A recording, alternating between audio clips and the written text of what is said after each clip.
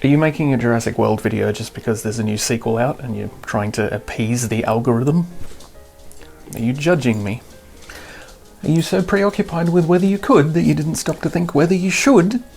Yes.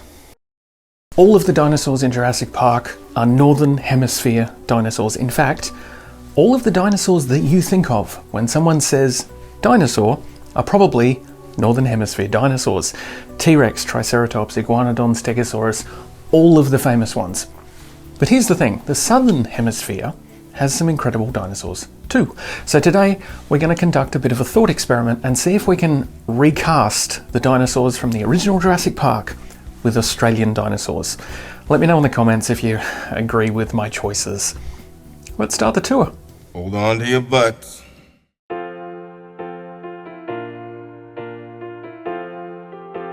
Australia has a number of sauropod dinosaurs, primarily found in Queensland, including behemoths like Wintertitan, Savannosaurus and Diamantinosaurus. But the one I'm going to go with is Rheetosaurus, which has the added bonus of being a dinosaur from the Jurassic period. Rheetosaurus is named for a Greek titan who was accidentally killed by Perseus. Rheetosaurus is a big boy, unlike this version, somewhere in the region of 13 meters long. Identification of Rheetosaurus started in 1924, with the dinosaur being classified as a basal sauropod by 2012. The species name is Rheetosaurus brownii, named after Arthur Brown, who was the station manager of Durham Downs Station, on which the fossils were found. Rheetosaurus is a little bit smaller than Brachiosaurus, but it's still an impressive sauropod dinosaur that was first discovered just over 100 years ago in Queensland.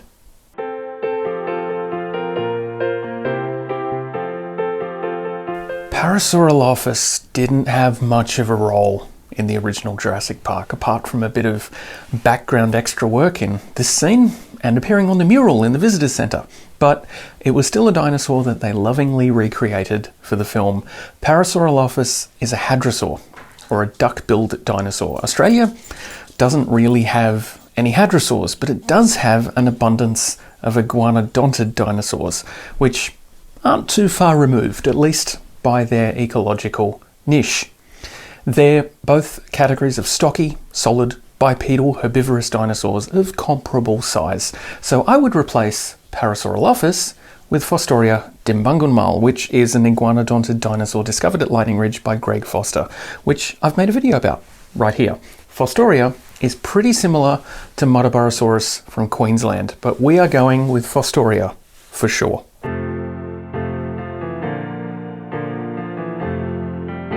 This one's easy, but it's also complicated. So the closest thing to a ceratopsian dinosaur found in Australia is Serendipiceratops, which might look like this. However, Serendipiceratops is ceratopsian only by name. It's not actually related to, or necessarily similar to, other ceratopsians like your more famous Triceratops or Styracosaurus. Serendipiceratops is most likely to actually be an ankylosaurid dinosaur, so more like these walking coffee tables with club tails than like a Triceratops. Serendipiceratops was discovered in 2003 near Kilcunda, Victoria. The holotype, or the singular fossil for which the species is named, is an arm bone, an ulna, which is what the rest of the dinosaur has been speculatively expanded from. Serendipiceratops was identified and named by Tom Rich and Patricia Vickers-Rich, who named the species Serendipiceratops Arthur C. Clarkii after their close friend Arthur C. Clarke. Yeah, that Arthur C. Clarke. I'm sorry, Dave. I'm afraid I can't do that.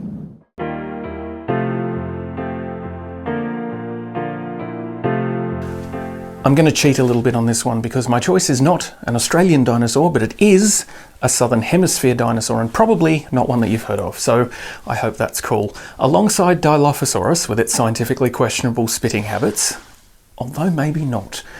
Planning a video about that at some point in the future. Keep watching. Cryolophosaurus is a dinosaur that was discovered in Antarctica, hence its name. Cryo, frozen, loph, crested, osaurus, lizard. I choose to believe that this guy had some sort of Godzilla-like frozen ice breath because his name is just so awesome, Cryolophosaurus, but That's probably not true. Cryolophosaurus was a big theropod. It may have even been the biggest theropod around at the time that it was alive. It was maybe 6 to 7 meters long, so not a small creature at all. Its skull has an unusual bony crest that protrudes above its eyes like a pompadour hairstyle. It's been nicknamed Elvisosaurus because of it. The pompadour, Elvis! Its skull is very anatomically similar to Dilophosaurus, which backs up my case that this would be a good substitute. Although Cryolophosaurus is much bigger, and I choose to believe that it's ice, not poison.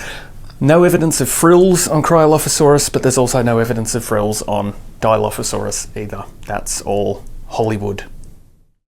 Curiosity Mine is on Patreon. Patreon is a service that allows you to directly support your favourite creators to allow them to continue making the content that you love. If you enjoy these videos and you think that Curiosity Mine deserves your support, head on over to patreon.com/curiositymine for more information on how you can support the channel directly. If you do, you'll get your name on this list of amazing people who are supporting the channel already.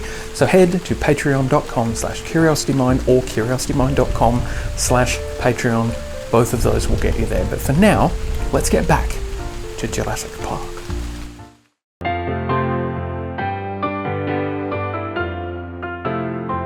There are a number of raptors in Australian paleo history. Most of them are huge though, like Ozraptor, Rapator and Australovenator. They're all much larger than Velociraptor, which in reality was quite a bit smaller than the raptors in Jurassic Park. But the Australian raptors are also larger than Deinonychus, which is the dinosaur that more accurately inspired the Jurassic Park Velociraptors. But regardless of the size discrepancy, I'm going to go with one of Australia's megaraptorids as a substitute for Velociraptor, and it's going to be Lightning Claw. Lightning Claw doesn't have a proper species name yet, but it's a dinosaur from Lightning Ridge which looked something like this and would have been absolutely terrifying to bump into in a dark prehistoric alley. Unlike Velociraptor, which is famous for having huge claws on its feet, Lightning Claw instead had huge claws on its forearms. I don't know how smart they were. I don't know if they hunted in packs. Clever girl. But they definitely were large and terrifying, and I guarantee Lightning Claw would eat you.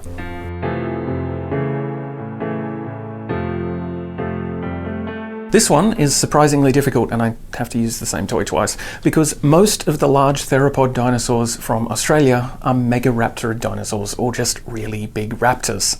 Australia has no tyrannosaurid dinosaurs, but it might have a couple of tyrannosauroid or tyrannosaur adjacent dinosaurs.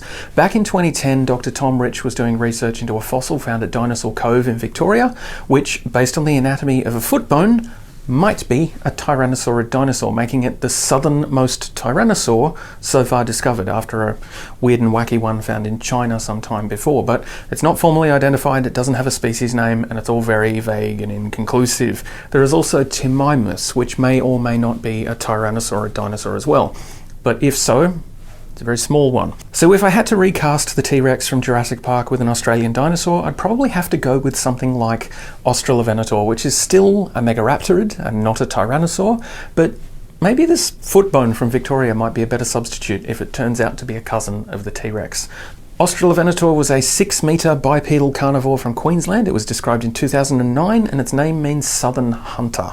It was a relatively lightweight dinosaur for its size, and it was no doubt very deadly. Australovenator was described by Scott Hucknall in 2009.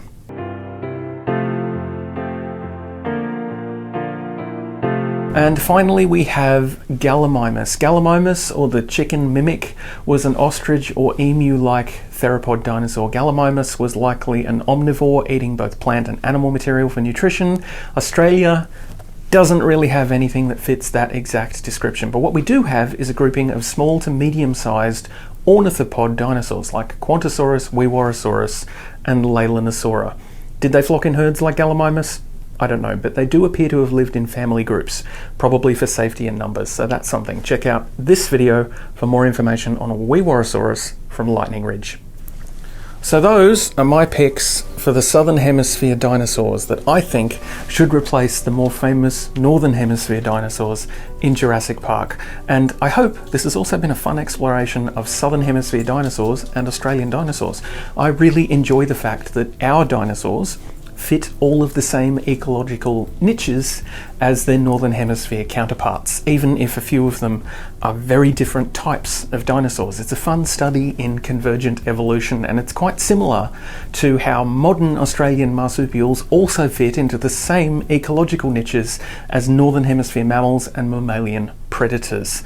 We've always been different in the Southern Hemisphere, but in a lot of ways, we've also always been the same. If you enjoyed this video, please consider subscribing to Curiosity Mine on YouTube and maybe even supporting the channel directly via Patreon. There's a link in the description. And thank you for watching.